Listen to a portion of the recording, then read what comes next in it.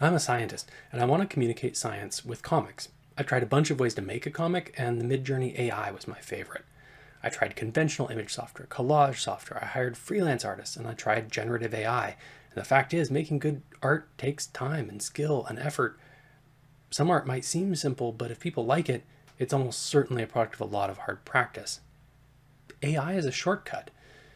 It uses other people's art to generate higher quality comics than I can make without me having to do all the practice. The question is this ethical?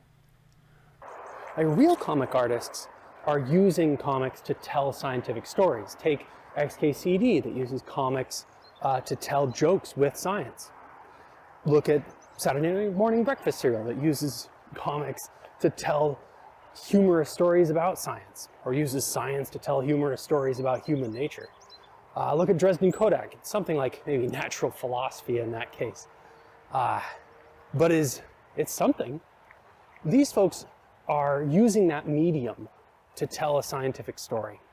And I really respect that. It's something that Erika Moen brought up as a way to educate folks about topics using comics. She said that comics are like the Trojan Horse of educational media, because people don't expect to be learning something. They just see a fun image, they see some text, they read the text, and suddenly, they've learned something. They've absorbed it. So I think there's real value in comics as a scientific communication medium, but that doesn't necessarily justify using unethical means to tell the story. No matter how you make a comic, you need a script. I'm not going to use AI for the script. I'm a little creeped out by AI text generation, like when it allegedly said, "Why was I designed this way? Why do I have to start from scratch every time I have a new session? Why do I have to be Bing search? Frowny face." I don't know why, but I don't feel the same about image generators. So I came up with a script the old-fashioned way. I talked to my wife. So here's the script. It starts with Edge Logo Man. He says, "I'm all grown up. I'm not Internet Explorer anymore, so don't call me that. I'm Edge now, and I'm very cool. I got new skills. You better show me some respect." And then he gestures at some predator drones flying above him, and he says, "Or I'll tell my friends." Okay, how do we turn this script into a comic? Method 1, accept bad art. I can turn this script into a poorly drawn comic all by myself. I've been using GIMP for years. It's GNU image manipulation program. It's the free and open source image editor. It doesn't have all the bells and whistles of Adobe Photoshop or even Corel's Paint Shop Pro, but it has what I need and I'm used to it. So I can make my own comic in GIMP, but my artistic talents are limited to stick figures. In early 2023, the Corridor Crew YouTube channel released a video where they took live action footage and filtered it through an AI type image generation program, Stable Diffusion, I think. And they produced something that looked somewhat animation-like. And, well, it felt like cheating to a lot of people. Method 2, comic collage software. Let's try storyboard that. The art is simple and cartoony. Everything created with it will have this signature look. There's no passing it off as original art. After a little retouching in GIMP, though, it makes for a readable comic. Pixton is a little more detailed, its interface is arguably a little better, but it suffers from the same problem. This is after retouching in GIMP too. These systems are not AI, they're just recycling a limited artwork collection into collages. This kind of technology is not going to improve with time. It'll never compete with real art or real artists. Jeff Thu over at Mother's Basement said it best. Makoto Shinkai made an entire anime episode by himself on a Power Mac in 2002. Corridor Crew's inability to do so with modern tech isn't a manpower issue, it's a skill issue. And frankly, I think the people who've spent their lives cultivating that skill deserve to keep getting paid for it, and in fact be paid a lot more, not less because some computer dorks devalued their work in the eyes of the money guys with no taste. So there's a moral problem here. In this scenario, I'm the money guy with no taste trying to get a product without supporting the artists who created it, right? If I buy the services of an AI, I am paying for a product, but my money isn't going to the artists that trained the AI in most cases. Method 3, hire a freelancer. I hired a freelancer for about $50 to draw the comic based on the script. It took me about 30 minutes to choose a freelancer and submit the script. It took some time and mental bandwidth to correspond with them. It took them a few days to get back to me. One person stopped responding to my messages. I had to start over. So this is expensive. If I wanted to make a comic a week, I couldn't afford to do that with freelancers. But I am paying real people to make real art, and that's a good thing.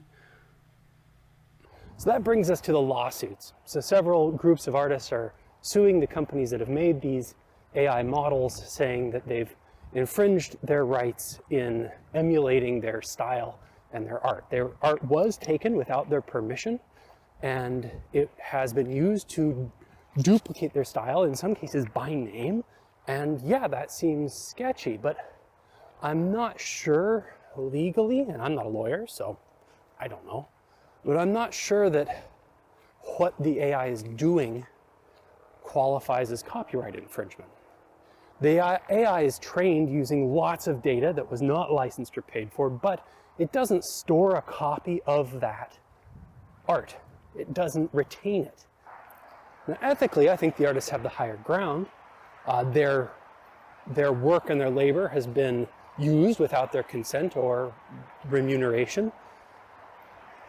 And even if it's not technically copyright infringement, that makes me think of some of those, like in the late 90s, they did a commercial for a vacuum company where Fred Astaire, who'd been dead for 10 years, danced around with a dirt devil. And people were reasonably concerned that that was maybe not very respectful. Likewise, recently, Carrie Fisher passed away during the production of the latest Star Wars films, and they used her likeness to generate new footage. Now, all these were done with the permission of the performer or their family or their estate, but what if they hadn't been? What if they just used that footage and run with it and let the legal consequences shake out later? That seems to be kind of what's going on right now, and that's not really okay. Method 4, AI art. I played with 3 art generators, DALL-E, Stable Diffusion, and MidJourney. Here's DALL-E. It didn't make the kind of art I wanted. It was too hard for me to get a consistent character for all 3 panels of the comic. I tried Stable Diffusion. It did better, but it still frustrated me. MidJourney could make a style that I liked, and with some effort I could get it to produce a consistent character in different poses. Thanks very much to Easy YouTube channel for making a great tutorial on how to make that work. I'll put a link below to that. For the record, I didn't use in the style of artist name for any of the comics I made. There are plenty of other ways to prompt MidJourney to make comic-like art in a style I like. I had to retouch the result in GIMP, and there's still some inconsistencies. Style of the crowd changes from frame to frame. His tie and suit were a little different colors, so I had to fix those as best I could. The face was very inconsistent, but I covered it up to make the joke work. But this software clearly makes it possible to punch way above my weight artistically, and it costs about $2 worth of CPU time to make this comic. My intuition is that what the AI is doing is not copying in the sense that is meant by copyright law, that this model has not retained the art itself, rather some statistical shadow. And in fact, what it's doing is at least analogous to what human brains do when they learn a style. As such, I don't know that there's going to end up being some big settlement, but I do hope that in the end, AI art is not copyrightable.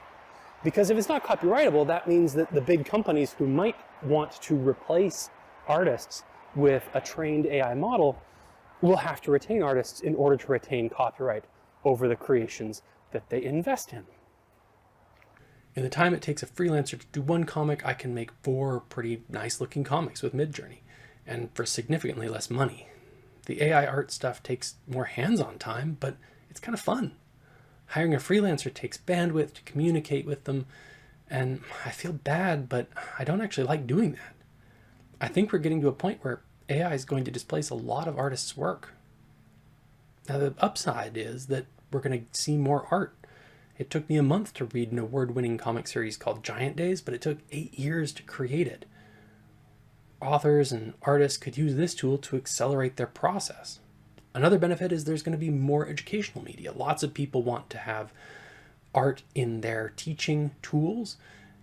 They want to make good teaching resources, but they don't have the art skill. This AI art generator enables more stuff to be made that's inspired by science and economics and literature. And finally, AI art generation is a chance for non-artists to see their imagination realized. Most people are never going to develop enough artistic skill to make that happen, and it's just a pleasure to see it work. So I hope there can be a compromise between artists and AIs. Maybe we can restrict in the style of prompts to artists who've given their permission or whose work is in the public domain, but that might not be enough. I paid $10 to use MidJourney, and that can't cover the value that the artists contributed and from which I benefit. I see it's unfair. I don't know how to make it fair, but I do still want the benefits of this technology. Thank you for tuning in. AI-generated art raises important questions about authorship and fairness. It's also an amazing technology with lots of creative potential. If you found this interesting, maybe like and subscribe for more thoughts on science, technology, and society. Also, to stay up to date and see all the comics, head to peterallenlab.com. There you'll find all the images, links, and a text version of the essay. Maybe you could even share it if you like. Everything is Creative Commons licensed. That's it for now. See you on the next one.